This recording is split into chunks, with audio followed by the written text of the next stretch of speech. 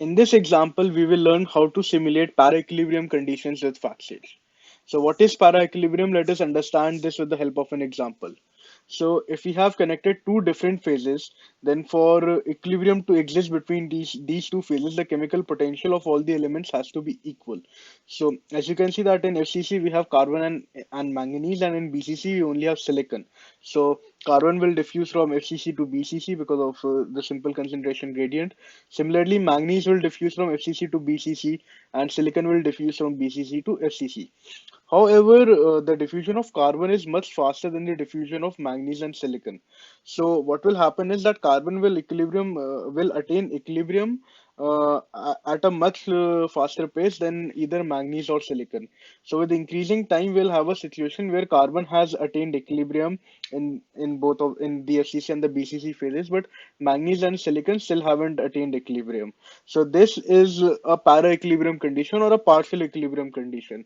And in Fractals, we simulate it by assuming that C can completely diffuse and that Mn and Si cannot diffuse at all. Or in other words, their diffusion is so slow that it is negligible as compared to C. Obviously, if you will leave a system for a longer period of time, then eventually Mn and Si will also diffuse and will get a fully equilibrated state, which is also known as orthoequilibrium. So para-equilibrium calculations can be very useful in industrial processes, which may or may not occur on a time scale that allows complete or partial diffusion. So in this example, we'll construct para-equilibrium phase diagrams and then see their applications. So let us calculate the para-equilibrium phase diagram for a pseudo-binary system. So we are going to do it for an FE-MNC system. So FE, MN, and C. Click our databases. So database is FS Steel. We'll check our units. So temperature is in Celsius and quantity is in grams. So this is okay. And then we'll go next. We'll just select all the solutions. We'll select pure solids. So in real processes, so even though C is a stable phase, but in real processes, a lot of the time C does not form and Fe3, C forms. So what we can do is we can deselect C from the list of pure solids that we have over here, and then we can select our reaction conditions. So we have the 2D phase diagram.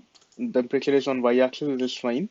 The composition is on x-axis. So carbon changes from 0 to 0.02, which is fine, and Mn is constant at 0.02, which is also fine. So we'll just do OK. And then on the right-hand side of the phase diagram module, we have this option of para-equilibrium and G-min. So we will select that to stop the diffusion of manganese. So in our system, carbon can diffuse, but manganese cannot. So if we just select the para-equilibrium and G-min option and do nothing, then Fastage will assume that no elements can diffuse. So to allow C to diffuse, we'll click on edit and then enter diffusing elements, and we'll add C over here. And we'll click on OK, and then we'll calculate the para-equilibrium phase diagram. So another thing with the para-equilibrium phase diagram is that we cannot actually use J option with any of the phase. So this calculation unfortunately does not support three-phase immiscibility. So we'll change the J option from FCC to the I option, and then we'll calculate.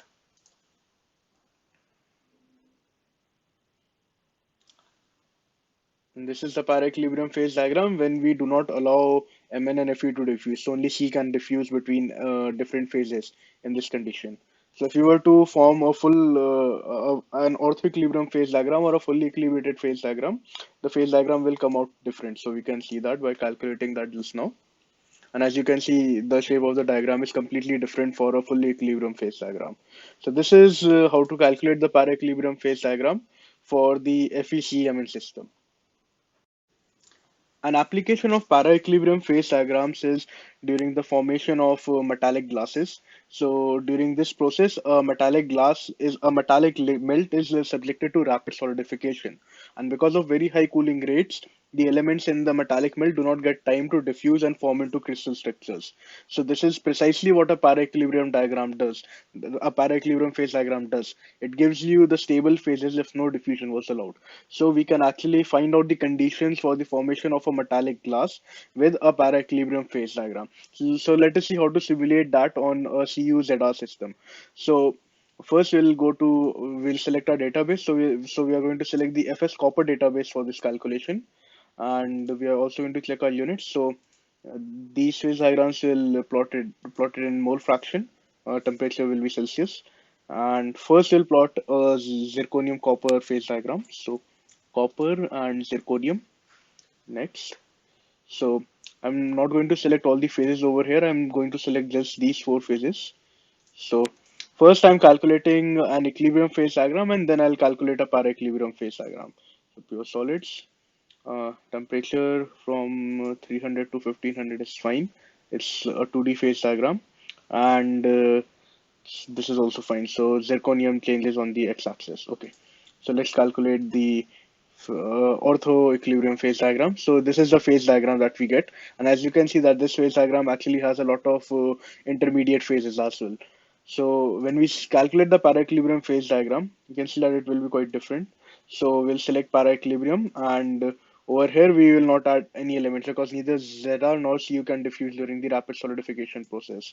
So again, if I click on calculate, then FactSet will ask me to change all the I and J options to the plus option. That is no miscibility gap will be allowed.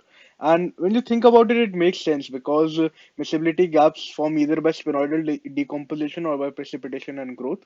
And when we do not allow any form of diffusion in the system, then miscibility gaps cannot also form. So we'll change all of these options to a single phase. So plus, plus, plus, okay, plus and plus. So, I think I described in one of the previous examples on how to do that. So we just come to the I, J or plus option that we have over here, and we click the right, and then we click the right hand mouse button, and it gives us additional options where we can change the settings regarding the phases. So all the phases over here are single phases, and then we just do a calcul, and then we just calculate the para-equilibrium phase diagram, and this is what we get. So this is the liquid phase. So the stability range for the liquid phase increases a lot because we are suppressing precipitation. And actually these, so in a during a rapid solidification process, it can be said that these are the conditions where we can actually form a metallic glass upon rapid solidification. So this is a direct application of the para-equilibrium phase diagram.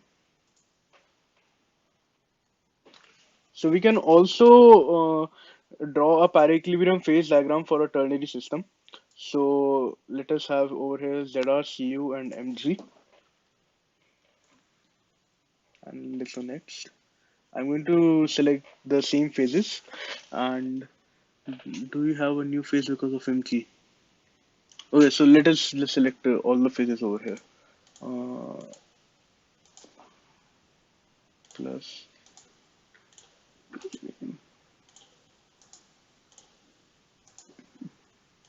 okay, and let us change the diagram to a ternary diagram. So constant at 300 degrees, and then we have copper. Let's put Mg on A corner and copper on the B corner. Okay, and then we can calculate the para-equilibrium phase diagram.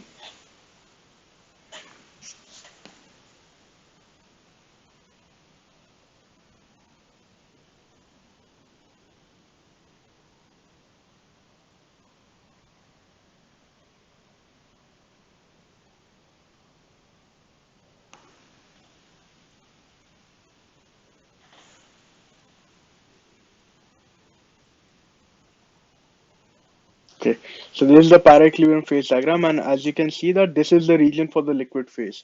So it means that if in a ternary CuMgZr alloy, I have a composition which comes between these, which comes between the liquid phase region at 300 degrees, and I rapidly solidify the alloy from a higher temperature to 300 degrees, then there is a chance that the alloy in this composition will actually be amorphous.